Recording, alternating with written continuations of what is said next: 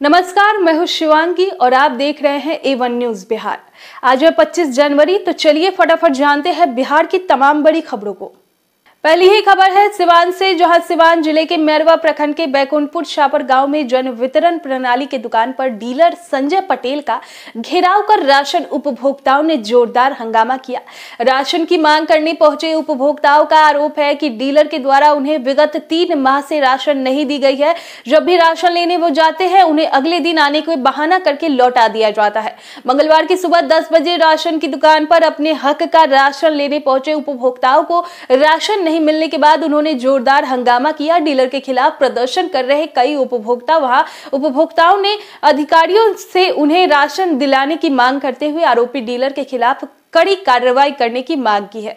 हंगामा कर रहे उपभोक्ताओं ने बताया कि यहां के डीलर संजय कुमार के द्वारा उन्हें बहुत परेशान किया जा रहा है। पिछले 3 माह से राशन के लिए उन्हें दोहराया जा रहा है। वह मजदूर तबके से आते हैं, प्रत्येक दिन अपना काम छोड़कर राशन के लिए लाइन में खड़े रहते हैं। आज सुबह से ही इसके घर के सामने जन वितरण प्रणाली की दुकान का चक्कर काट रहे हैं। अगली खबर, बिहार के शहरों में खस्ता हाल सड़कों और गली मोहल्लों की हालत अब सुधरने वाली है। नगर निकायों में रुकी हुई योजनाओं का काम तेज होगा। नीतीश सरकार ने छठे राज्य वित्त आयोग की दूसरी किस्त अधिकतर निकायों में भेज दी है। 207 निकायों में दूसरी किस्त के 719 करोड़ रुपए और 94 निकायों में पहली किस्त के 131 करोड़ रुपए दिए हैं।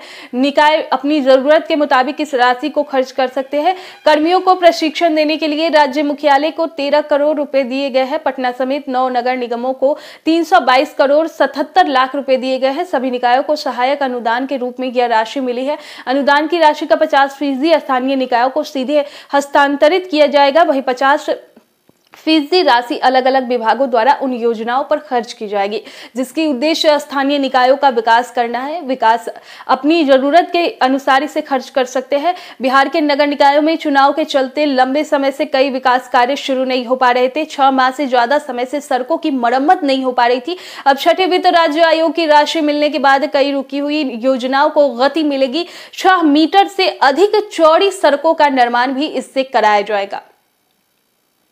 अगली खबर, बिहार सरकार ने प्रॉपर्टी टैक्स भरने के लिए ऑनलाइन सुविधा शुरू की है। अब आपको प्रॉपर्टी टैक्स भरने के लिए कहीं भी जाने की जरूरत नहीं है। आप घर बैठे ही ऑनलाइन भुगतान कर सकते हैं। इसके लिए आपको बिहार सरकार के एक पोर्टल biharbhumi.bihar.government.in से शुरू की है। बिहार के भू राजस्व विभाग ने नागरिकों को जमीन से जुड़ी सभी जानकारी आसानी से पहुंचाने के लिए ये पोर्टल शुरू किया है, जिसमें आपको सभी जमीनों का रिकॉर्ड और टैक्स संबंधित जानकारियां मिलेगी। बिहार भूमि की आधिकारिक वेबसाइट पर जाए। वेबसाइट पर उपलब्ध विकल्पों में से लैंड रेट टैब पर क्लिक करें, ऑनलाइन लागत भुगतान करें टैब पर क्लिक करें। वेबसाइट फिर एक पेज पर रीडायरेक्ट करती है, जहां आपके जिले का नाम, क्षेत्र का नाम, हल्का, मौजा, अंचल, अपना फ्लैट नंबर, खाता नंबर, रैयत नाम और अन्य विवरण दर्ज करने होते हैं। तब आप इसे क्लिक करते हैं तो नीचे एक और पेज खुल जाएगा। अगली खबर, बिहार में सहरसा जिले के 100 अप्रशिक्षित शिक्षकों को शिक्षा विभाग बर्खास्त किया जाएगा।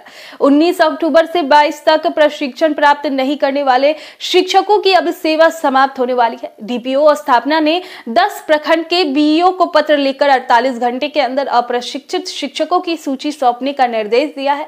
विभाग का कहना है कि वर्तमान में जिले में 150 से अधिक अप्रशिक्षित शिक्षक पदस्थापित है। बनवा, इटहरी जैसे छोटे प्रखंड में लगभग 1 दर्जन शिक्षक अप्रशिक्षित है।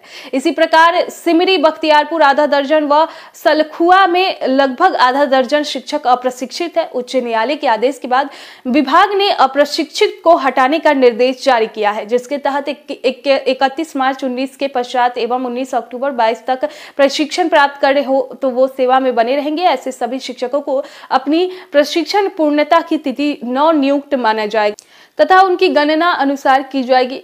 इससे प्रशिक्षण से पूर्व की सेवा की गणना किसी भी प्रयोजन के लिए नहीं की जाएगी। ऐसे शिक्षक जो 19 अक्टूबर 22 तक प्रशिक्षण प्राप्त करने में असफल रहे हैं, उन्हें नियोजन इकाई द्वारा नियमानुसार विधिवत प्रक्रिया का पालन करते हुए उनकी सेवा समाप्त की जाएगी।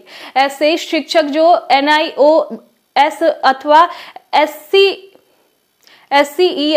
से संबंध होकर प्रशिक्षाचार्य उत्तीर्ण हुए हैं पर इंटरमीडिएट में 50% अंक प्राप्त नहीं रहने के कारण उनका परीक्षा का परिणाम रोका गया हो, वैसे शिक्षक सेवा में बने रहेंगे और उनकी सेवा की गणना प्रशिक्षण की परीक्षा उत्तीर्ण होने की तिथि से की जाएगी।